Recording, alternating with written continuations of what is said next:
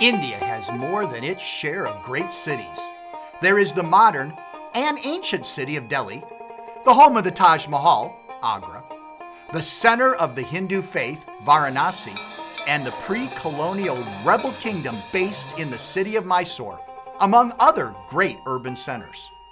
But none typify the British colonial era better than the megacity of Calcutta. It was from here that the British ran much of their Indian Empire. The city's core is still based in many buildings the British built as part of its vast bureaucracy that controlled the great Asian subcontinent.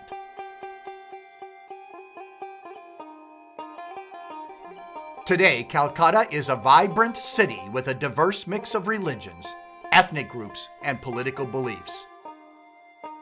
It is the jumping-off point for some of the most exciting wildlife parks in India and the center for culture in the eastern half of the country. So join me today as we explore Calcutta, the city of living history. When Mark Twain traveled through India at the turn of the 19th century, he wrote that India is the cradle of the human race, the birthplace of human speech, the mother of history, the grandmother of legend, the great-grandmother of tradition. Our most valuable and most instructive materials in history are treasured up in India only. Join us each week as we explore the entire Indian subcontinent, from Kerala in the south to the Himalayas in the north and all points in between. We'll introduce you to the architecture, history, and culture of one of the most exotic, mysterious, and influential places on Earth.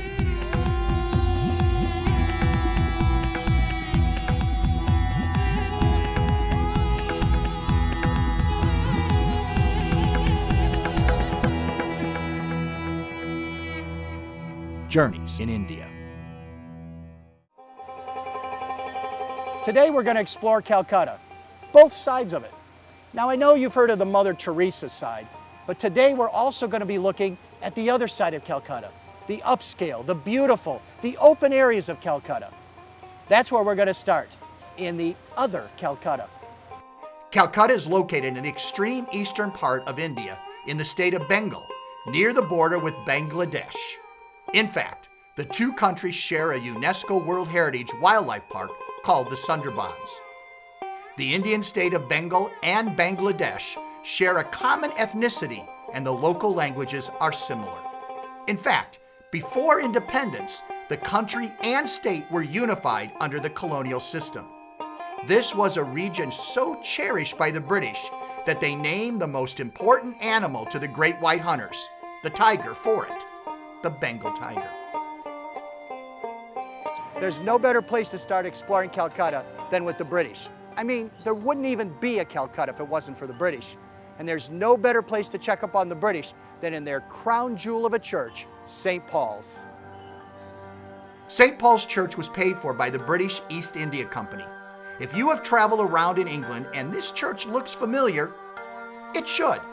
The architecture is based on the drawings of the Canterbury Cathedral. When the church was completed in 1847, this was quite the place. Queen Victoria sent the communion plate as a gift. Burne-Jones, the renowned glass designer of the time, created the stained glass windows, and leading artisans were brought in to create the statues and mosaics. This cathedral has a number of firsts and superlatives. It was the first Anglican church in Asia and was the first cathedral built in an overseas territory of the British Empire. It is also the city's largest cathedral. It was built to serve the growing British population in Calcutta, which at the time was 4,000 men and 300 women.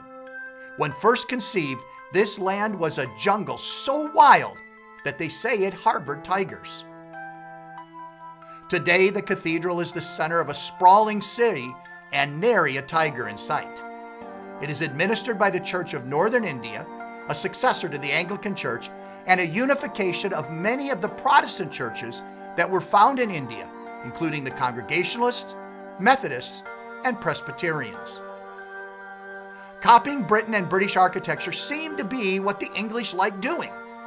The BBD Baugh was known in colonial times as Dalhousie Square, and, quite frankly, to many of the locals still today. In an attempt to copy the London architecture, this Victorian section of the city was the center of British India. The buildings are still filled with commercial businesses, and lawyers and stockbrokers hustle through the marble and mahogany interiors, paying little attention to the Doric colonnades, the English porticos, and the Romanesque lettering. But the greatest tribute to British rule is the incredible monument dedicated to Queen Victoria. Victoria was the first emperor of India and ruled England when the sun did not literally set on the empire.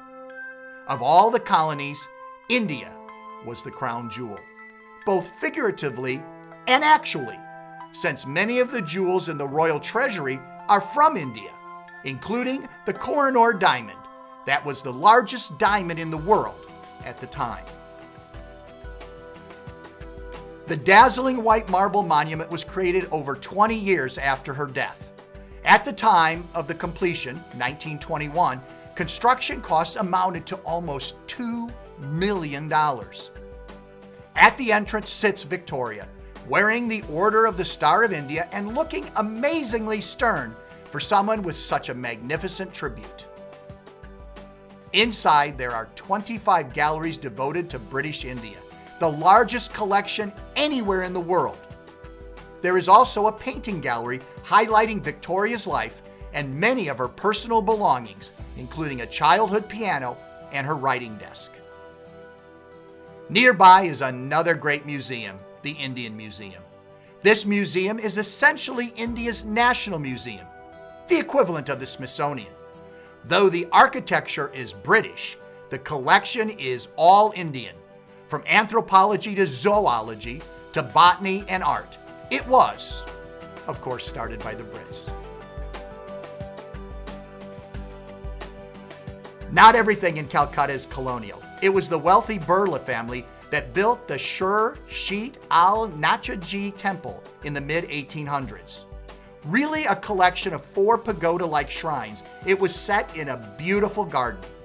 Each pagoda is decorated with mosaics, Venetian glass, gilt ceilings, and precious stones, each of which was hand set by a jeweler. The Jain religion is an offshoot of Hinduism and was founded around 500 BC. Jains believe that the universe is infinite and eternal, whereas Hindus believe in a supreme creator that engineered the universe. Both Hindus and Jains believe strongly in rebirth. Mahavira, the founder of Jainism, proclaimed a strong renunciation of desire and the material world as the most direct path to the spiritual salvation. One of their cardinal doctrines is respect for all life forms. They believe every object has a soul, even pebbles and grains of sand. Plants have 2 souls, while animals have 3. Some Jains even wear Muslim masks to prevent them breathing in and killing small insects and microbes. Many of these devotees will not eat after dark, fearing an insect may fall into their food and die. A Jain may even sweep the path ahead of themselves to avoid killing small creatures. As impressive as the Jain temple is, it is not the major religion in Calcutta, or even the second. The second most populous religion here is Hinduism.